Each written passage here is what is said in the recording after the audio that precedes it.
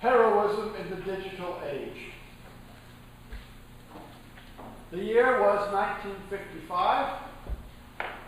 The place was a campground in the Great Smoky Mountains National Park.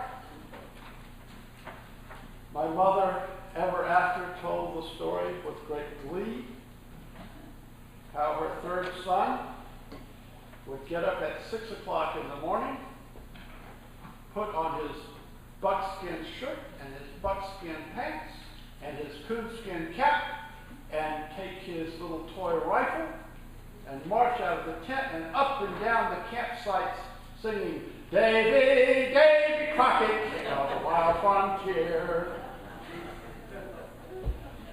Yes, I had a serious crush on Davy Crockett when I was 7 years old. And so did the rest of the country.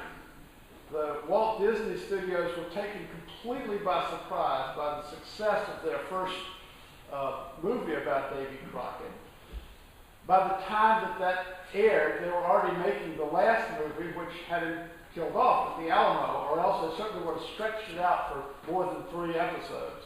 But nevertheless, it was the first modern fad in that sense. 1/4 of all children's clothes sold during a 4-month period were Davy Crockett clothes in the U.S. Heroes, what are they? Why do we look at heroes? Why do we need heroes? Well, to get the answer to this question, I went to the hero expert, Joseph Campbell, who wrote this wonderful book in the year I was born called The Hero with 1,000 Faces, a distillation of his decade-long study of mythology of the world. He came up with the idea that all hero stories really are one story, what he calls the monomyth. And the monomyth is expressed as follows.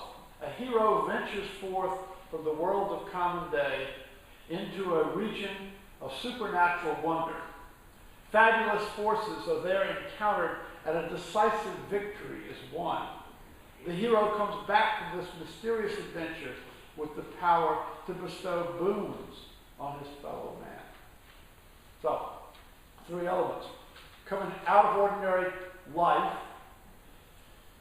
going and encountering fabulous forces which you then overcome, and bringing back a boon to your society. In a more informal way, as I reflect on it, to my mind, heroes are not something that's out there as much as it's primarily in here. We make our heroes. We develop our heroes. We coronate our heroes in our lives. A friend of mine said to me the other day, my great hero was Willie Mays as long as I was playing baseball. When I quit playing baseball, Willie Mays passed out of my life. And I think that was I reflect on my life. Davy Crockett is no longer my hero. He quit being my hero a long time ago. I go back forward in my life from the 50s. I remember in the early 60s, Atticus Finch of To Kill a Mockingbird was my hero. The lawyer that stood up for truth against the racism of a small southern town. We had anti-heroes by the late 60s. We named our first child in 1974, Luke, because of the movie Cool Hand Luke that we had seen, starring Paul Newman, great anti-hero. In the 80s, throughout most of the 80s, I had a picture of Václav Havel on my wall in my office because I thought it was really cool that a dissident playwright could basically foment a bloodless revolution and end up as president of this country from prison. So, in each stage of our lives, we have different heroes and that respond to different needs that we have in the direction of our lives. I think the need for heroes, though, over time is well nigh universal. I think we have only to look at classical antiquity to see the great epics centered around heroes of the past. Achilles in the Iliad, Ulysses or Odysseus in the Odyssey, and Aeneas in the Aeneid.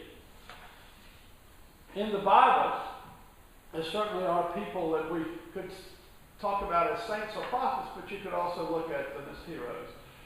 Moses being probably number one. Moses went out with supernatural force. He and God put in all of these plagues on Egypt that convinced the Pharaoh to let his people go, to get them out of slavery. So he delivers them from slavery, takes them through the desert, and then he goes up on the mountain and gets the law, the Torah, the commandments, and all of the 535 bits of the Jewish law to allow the people to govern themselves. That's the boon that he brings back. David is another hero of the Hebrew Bible. He unites all of the Jewish people under makes them a nation. But of course, the first thing that he does, the great heroic act, is that he kills Goliath, a giant many times larger than he is. Jesus, we come to model. Jesus, to some extent, biblical scholars are constantly pointing this out, modeled on Moses, and to some extent modeled on David too, because Jesus is said to be the son of David. He, in Orthodox thinking, when he is executed, crucified, he descends to hell for the weekend and then rises on the third day. What's he doing in hell? Well, the problem is that he's bringing salvation to all the people. That's all the people that know Jesus from Jesus' life thereafter. What about all the people that lived before? Theologians were thinking about this. And so they said he went down to hell and converted all those people to believe in him during that weekend. It must have been a very busy weekend. I myself went to hell last weekend, but it was Concord, Massachusetts, and I was fiddling. I wasn't converting people, and I had a much nicer time, I'm sure, than Jesus did. At any rate, since Jesus, and I've talked about this before, how Jesus, the gospel writers took in the traditions of the Messiah, which basically predicted a political savior, someone who would throw off the yoke of Roman oppression as Judas Maccabeus had thrown off the yoke of Greek oppression before. And Jesus didn't fit that because conspicuously he was a failure. The Romans won, they executed Jesus, and then 20 years later they wiped out Jewish resistance altogether and desecrated the temple as well as destroying it. So the gospel writers in the year 70 had to make Jesus the hero in a spiritual war. And so it was a titanic battle between good and evil. And he came out on the good side, though he lost in a secular way, he won in a spiritual way. Thereafter, from the time of Jesus forward, under the influence of Christianity, heroes have been on the good side of things, generally. Not necessarily tragic heroes. I mean, some of Shakespeare's heroes are pretty bad guys. But generally, when we think of heroes, we think of people fighting for the good. A little detour on religious heroes to talk about the Buddha. The Buddha was heroic in that he meditated all night and achieved enlightenment. He could see things as they were, and then he heroically went to teach them to the rest of the world. He could have simply died right then and there. He would have escaped the cycle of rebirth, which is the great goal of meditation in India. But he didn't. He was selflessly taught the people there what he had learned. But he said, toward the end of his life, repeatedly, don't take my word for it. Don't take it on my say-so. Go and find out for yourself. And these words we just sang, supposed reputedly the last words that the Buddha ever spoke. Be ye lamps unto yourselves. Be your own compass. Be your own hero. That was the Buddha's message. We've had many others in the long religious fight for truth, religious and scientific. Martin Luther, nailing his 95 Theses and taking on the Roman Catholic Church, plunging Europe into a state of war for centuries.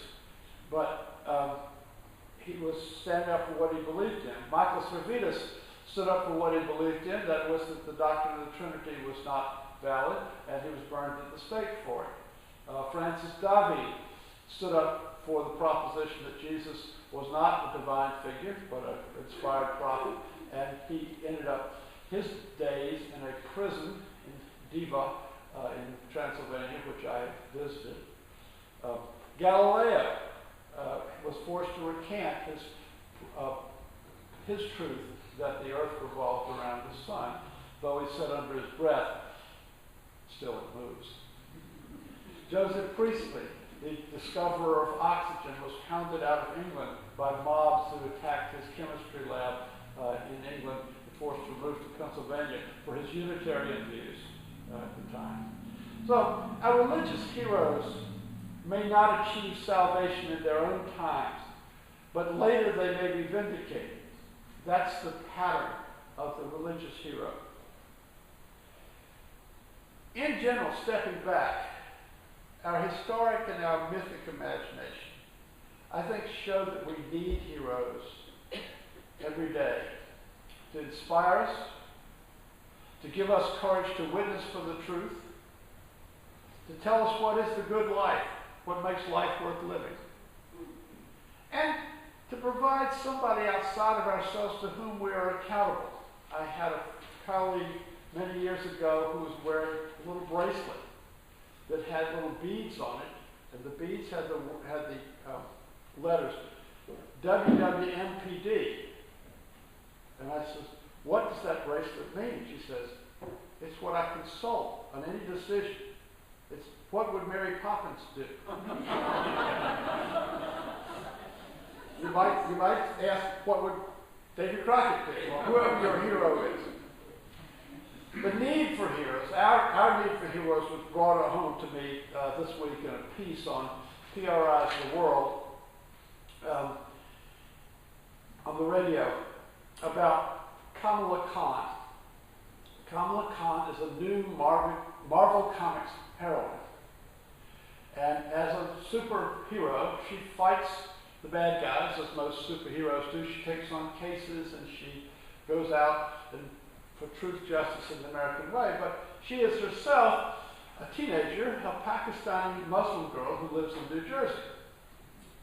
So the focus of the radio piece was this was a role model for young American women, Muslim women, who might have a hard time otherwise seeing how they fit in society. So it's a really useful hero to have, I guess. The Onion, the satirical weekly, was right on top of it, and they did a very critical piece saying that basically that America is not ready for a superhero from New Jersey.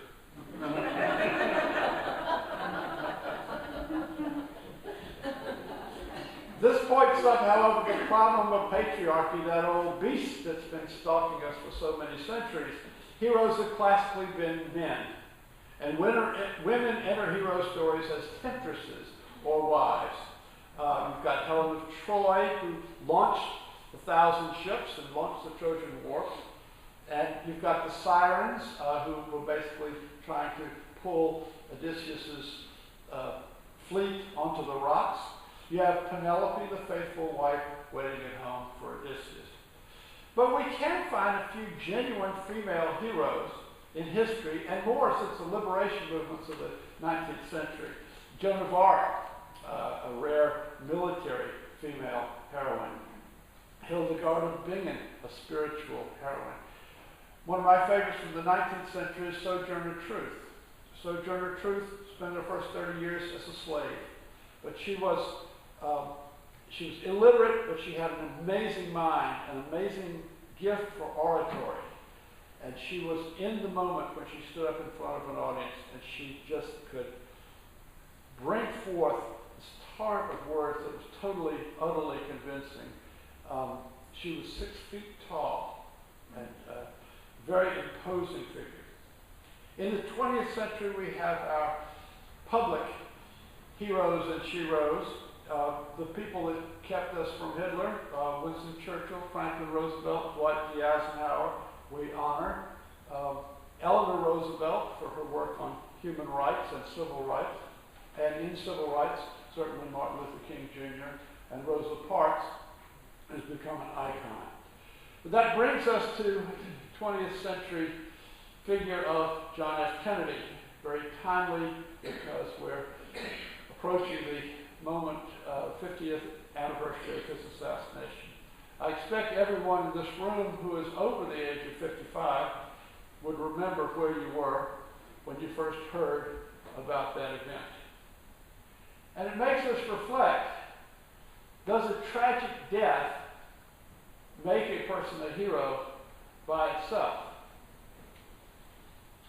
You might try to analyze them in terms of Joseph Campbell's categories. Did he go out and fight a good fight, and did he bring back a boon to his people? Well, he did bring back some boons. We think we were saved from a nuclear war with the Soviet Union, but in the Cuban Missile Crisis. He did start a push in the last few months of his administration for civil rights legislation, which ultimately ended up a year after his death in the passage of the most significant civil rights legislation of the 20th century. But he also bequeathed us the war in Vietnam. If Kennedy is regarded as a hero, I think he would be a Sisyphean hero. Let me explain.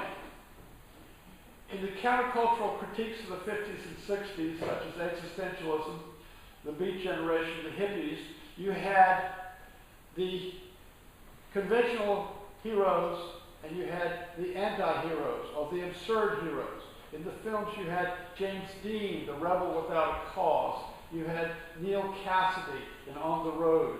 You had Bob Dylan coming up in the scruffy folk singer. These were examples of the anti-hero or the critique hero. And Sisyphus is one of the mythological anti-heroes, citing particularly the famous essay by Albert Camus, The Existentialist. When I asked several years ago for this congregation to bring us forth their favorite quotes, one of the more memorable services of this congregation during my time here, Gene Pickett brought in a quote from our colleague, mutual colleague, Reverend Richard Kellaway, on Sisyphus, and I will read it to you. But you all know that Sisyphus is the man that has to push the stone up the hill and then only to watch it come roll back down every day. Like Sisyphus, each of us who would live authentically is fated to roll our burden up the mountain in full knowledge that our experience of the freedom of the heights will be momentary before we must trudge back down into the dark places. In life, the moments when we break through to the heights and know the joy of being one with all gives meaning to our struggles and justifies our adventures. To live creatively is not to experience incessant ecstasy, but to carry the joy of the heights into the commitments of daily existence. So the Sisyphean hero doesn't really change the world, but gets up every morning and gives it a good fight, regardless of how he is with his milestones of changing the world. A hero, shall we say, for all of us, for whom progress is sometimes hard to discern. All of us who have ever punched a time clock day after day. All of us who have ever washed the diapers day after day, or filled the bird feeders, as the case may be. Sometimes it's hard to see that you're getting anywhere. President Kennedy, is one of the biographies written about him after he died, I can't remember which one, was said to have lived and acted in the knowledge that the stones he pushed up the hill were going to roll back down, that no fight ever stays permanently won. But this gets us into closer to the present age with Generation X and Generation Y, the people that have grown up since Kennedy's assassination. And one of the characters that you see on this cultural landscape is the enlightened hipster, The enlightened hipster lives on a state of irony. And the question that rises in my mind, this whole sermon came about from the little exchange I had with my daughter, who is Generation Y, on Facebook. Is irony the enemy of heroism? Do generations X and Y even have heroes? Now, irony, of course, did not start with Generation X. It has been a literary device since classical antiquity. But it has been made into a life stance in the recent generations. And what I suspect is that it is this stance which sees problems in any course of action, that it makes it hard to develop real heroes. In sum, heroes before the present have spoken to us as strong people, as people who stand for what they believe in, people who work for the good. But are these heroes different from you and me? I think not. I think they're cut out of much the same cloth. If you get close enough to them, you find that they put their pants on one leg at a time, just the same way you do. We're aware that we have made them heroes. They come out of our minds.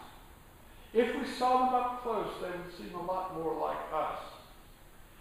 And if the function of the hero is to make you say, I could never do that, then my advice is you need to get another hero. For the heroes that we want are the heroes that inspire us to be the best that we can be, or what Lincoln called the better angels of our nature, to be the best you that you can be. Not to say, I could never do that. So how does this relate to the digital age, you're asking? Well, the digital age is upon us. We are well into the digital age. We probably all have in our pockets some little device that will glow at us and give us information, link us into various other things, devices around. The most obvious question, heroism in the digital age, comes with the video games. Unfortunately, I don't know anything about video games because I haven't played them, and I doubt very many of you in this congregation have either. I haven't played a video game since Ms. Pac-Man. That's a long time ago. But I do know, what I know about this from watching the commercials for them on late night TV, and usually the hero in those video games seems to be the player. So you are the hero. You're just set in the hero seat, and then you have to battle all of these other demons that are coming at you in some sort of fantasy realm, either otherworldly or historical. And you don't bring back any boon. The best that you can do is get a high score and survive. So it's not really a classical hero. The social media I do know something about because I'm a total addict of Facebook, and I've tried Twitter. I've never tried LinkedIn. But the social media give us much more information about the world on a minute-by-minute basis than we can possibly digest. We can learn on Facebook what our friends had for breakfast. We can see a video of that great Hail Mary pass from the Auburn game yesterday. We can see, in fact, anything that any of your Facebook friends has deemed worthy of posting. With all of this flood of information, where do we find heroes? To my mind, it has the potential to flatten the distance between us and our heroes, to take their pedestals down a bit. You can friend or tweet anyone that you want to. You can tweet to your heroes. Does this take them off their pedestals? Does this familiarity breed contempt? Does having heroes, I think this is the biggest question, does having heroes require being able to pay attention to something for more than 30 seconds? Because that is getting increasingly harder to do the more we get into the digital age. I have this impression that heroism could be more democratic, that anybody can be a hero. In fact, it is possible for anybody to get celebrity. Celebrity is not the same as heroism, but it's possible for anybody to get celebrity if you have a kinky enough gimmick, a little saying or video that's gone viral or a musical piece. If you can get other people to listen to it, you could be a hero for the next, not a hero, a celebrity for the next news cycle, which is about 15 minutes. And that brings up the question of narcissism. Narcissism is a kind of a hero worship. But it is not true heroism. Narcissism is a very empty form of heroism that simply takes everything and pushes it back on yourself. It is not being lamps unto yourselves, in the Buddha's words. It is a true hero is embedded in a social milieu and is responsible to the social context. A true hero goes and gets the boon and brings it back to the people from whom he or she comes. The power of the social media was brought home to me recently by a little saying that I saw on Facebook and spread it on Facebook because I thought it spoke to me, which is the following. If you could go back 50 years, if you could go back to just before the assassination of President Kennedy, and explain to somebody about the new world, the new digital world that you were living in here in 2013, which fact would be more amazing? One, that you can carry in your pocket a device which will give you access to most of the information in the world, the wisdom of the world, instantaneously. Or two, that most of the people that use these devices use them for the purpose of posting pictures of cats and getting into political arguments with people they've never met.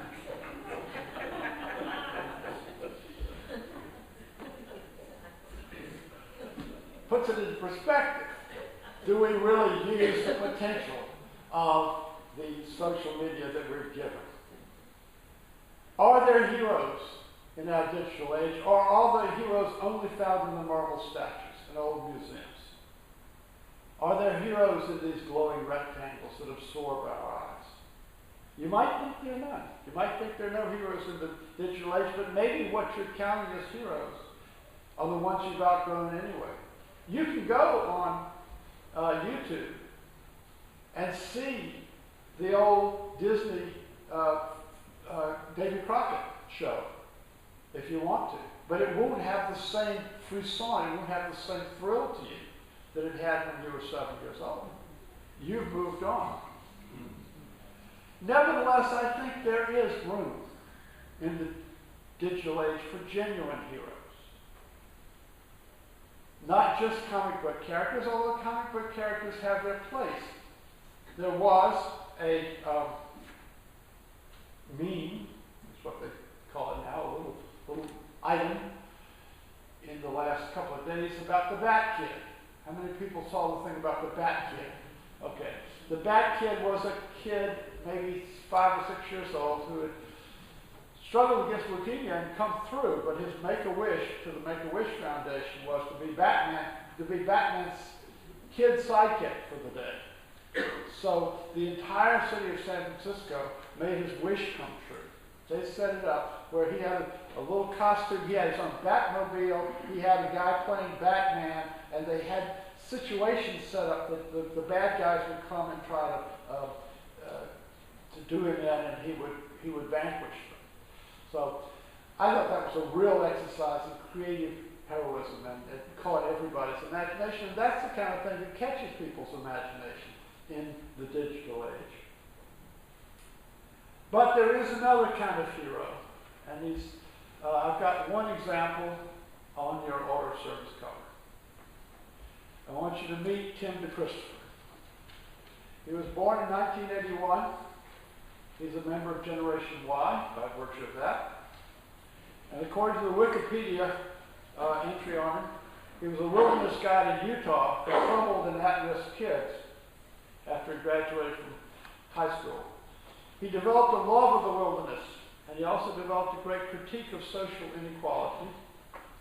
And that led him to study economics at the University of Utah, and he read widely the history of civil disobedience as a tool in bringing about social change. In December 2008, he put those principles into action. The outgoing administration of George W. Bush held a lame duck auction of oil and gas leases on 116 parcels of land in Utah's pristine red rock country. DeChristopher attended and registered as bidder number 70. He was the successful bidder on 14 parcels of land for $1.8 million, and he had no intention or means to pay for it. He was arrested at the auction and was ultimately convicted and served 2 years in federal prison. Ironically, the entire sale was later enjoined by another federal court, and the Obama administration later canceled it, saying the prior administration had not reviewed the environmental impact carefully enough. Nevertheless, DeChristopher served his 2 years. And despite this irony, or perhaps because of it, Tim DeChristopher is a genuine hero for our time. He's like Henry David Thoreau, going to jail rather than paying taxes to support the Mexican War. A Rosa Parks refusing to leave her seat on the bus. An individual standing for what he or she believes in, regardless of the cost. Tim DeChristopher was released from his sentencing last spring and has been interviewed by David Letterman and Bill Moyers.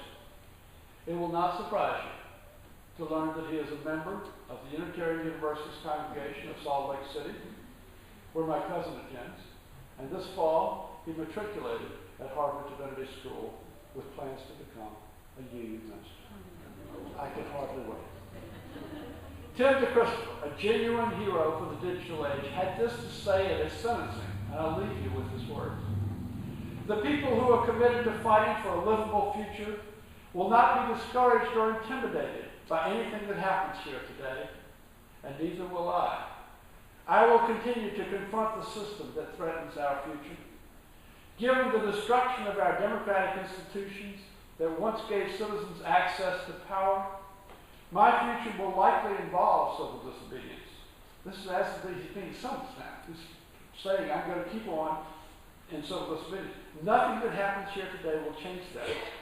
I don't mean that in any sort of disrespectful way at all, but you don't have that authority.